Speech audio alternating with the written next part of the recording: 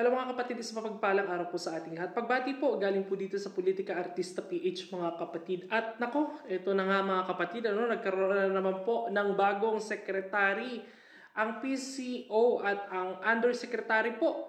Kilala po natin isang vlogger at isang pong critical na taga-batikos po ng matindi sa pamilyang Duterte, no? Alam naman po natin ang mga nagiging tayo ni Atty. Claire Castro pagdating po sa pamilyang Duterte ay napakainit po ng kanyang mga naging pahayag ngayong araw. Unang araw po ng kanyang pag-upo bilang undersecretary po ng PCO.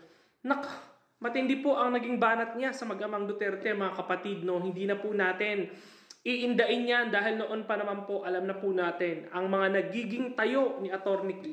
Claire pagdating po sa pamilyang Duterte mga kapatid, at ngayong araw po ay umani po ng sari-saring batikos po ang mga naging pahayag po ni Atty. Claire Castro sa PCO matapos po siyang magkaroon ng press conference at may interview po ng mga media mga kapatid. Humarap po siya at nagpaunlak ng panaya at kaliwat kanan po ang pag-atake po sa pamilyang Duterte mga kapatid. Si Atty. Claire Castro po ang itinalaga ni PBBM bilang bagong undersecretary ng PCO. Atty. Castro magsisilbing press officer ng palasyo, itinalaga ni Pangulong Bongbong Marcos si Atty. Clarissa Castro bilang undersecretary ng Presidential Communications Office. Si Yusek Castro din ang magsisilbing press officer ng palasyo. Ibig sabihin, siya ang haharap at sasagot sa mga katanungan ng media patungkol sa mga isyong polisiya, programa at accomplishment ng administrasyon sa ngalan ng Pangulo. Si Castro ay isang trial lawyer na nagbibigay ng libreng payong legal sa publiko sa pamamagitan ng kanyang programang Usapang Batas dito sa himpilan ng DZLX News 558. Yan po, Yan nga, isa po ang tagapagsalita ngayon ng PCO, At matindi po talaga mga kapatid, ang kanyang mga naging banat po, At sinabi po niya, ano pa ba ang i-expect natin? Dito daw po kay Pangulong Rodrigo Duterte, mahilig pong magtanim at gumawa daw po ng mga peking ebidensya, ano po ba ang i-expect natin sa dating Pangulong Rodrigo Duterte, gumawa ng mga intriga, magplanta ng ebidensya nung siya daw po ay attorney pa. At hanggang ngayon naman attorney pa rin si Pangulong Rodrigo Duterte, nung binabanatan niya po ng matindi, At yung mga naging pahayag po ni Pangulong Rodrigo Duterte nung sa Cebu po, na ito po ay baka po magkaroon po ng martial law, na ipatutupad daw po nitong ama at igagaya daw po sa amang si Marcos, Malacanang official sa Gold Story ni Digong ebidensya mayroon ka. Hindi ba ito campaign joke ulit ni Digong Duterte? Hindi po ba kayo nasanay sa mga jet ski promise niya at nang naniwala tayo sa mga sinasabi niya ay tinawag niyang tayong stupid, sabi ng Palace Press Officer na si Atty. Claire Castro. At binanatan din niya, grabe po ang naging banat niya kay Baste, sa mayor po ng Davao. Sino ba ang mayor ng Davao?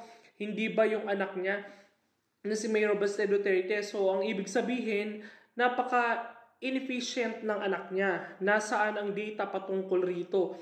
Anak niya ang namumuno sa Davao. Bakit ganun ang kanyang lungsod? So ang kino-questions dito ni Atty. Claire Castro na dumagsa daw po ang krimen, dumagsa daw po ang droga sa bayan daw po at sa lungsod daw po ng Davao City nung pamumuno daw po ni Baste Duterte mga kapatid, At hindi po niya sinisi kay Pangulong Bongbong Marcos dahil alam naman po natin na ito pong si Claire Castro ngayon ay tagapagsalita na po ng PCO, kaya wala na po tayong magagawa dito. Kundi ano pa ba ang aasahan natin kundi batikusin po talaga ng batikusin ang pamilyang Duterte mga kapatid. Nasanay na po ang maraming Pilipino, na kung sino po ang mga tatalaga at mga bagong opisyal na itatalaga, wala po itong gagawin, kundi ibuka ang kanilang mga bibig at maging tagapagsalita laban po sa pamilyang Duterte mga pat. Sino ba ang mayor ng Davao City? Bakit ganun ang kanyang lusod? President Communications Office PCO Undersecretary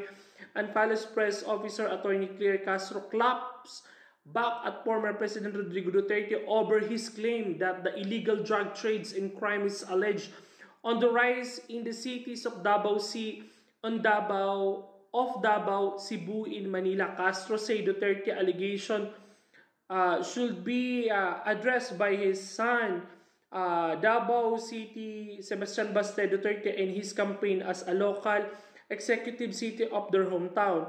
Their phase T official is asking their ex-leader to present a data to support his claim, no?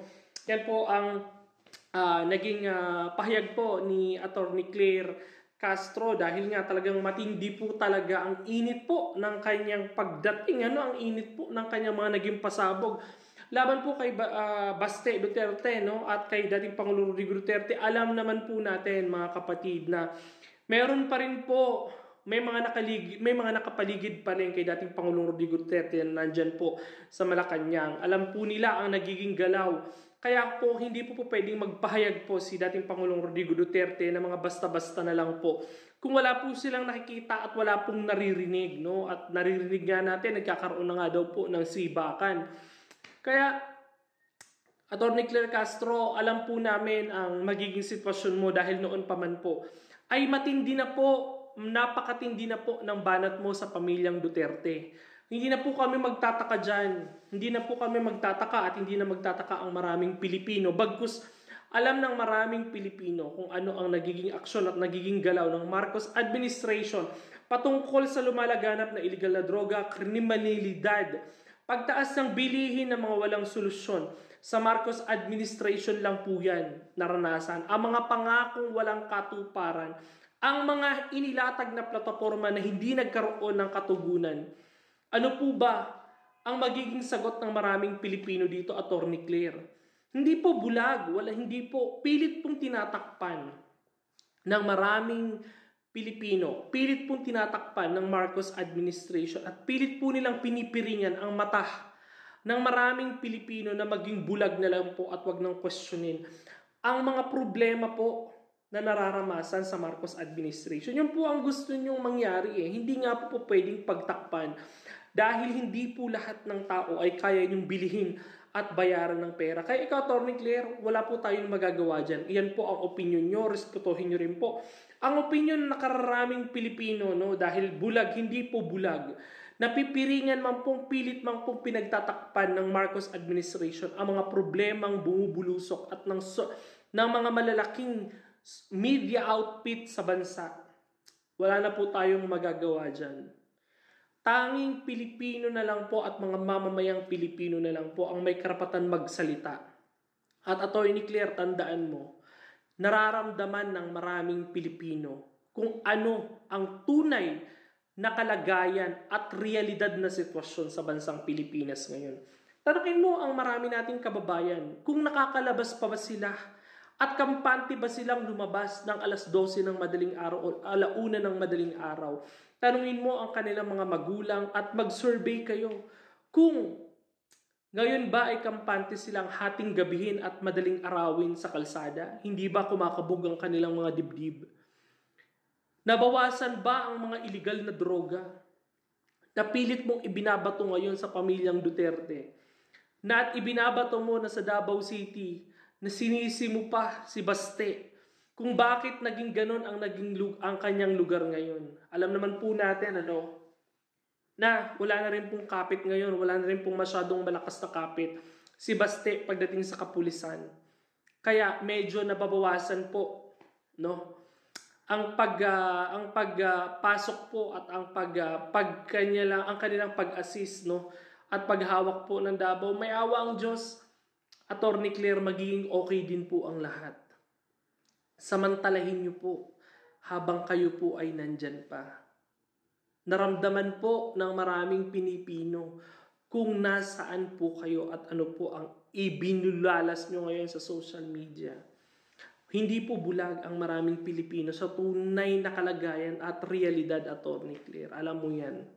Yun lang po ang masasabi natin dyan, mga kapatid. Good luck sa bago mong trabaho, Attorney Claire Castro. Naway sanay magtagal ka sa posisyon mo hanggang nandyan pa si Bongbong Marcos.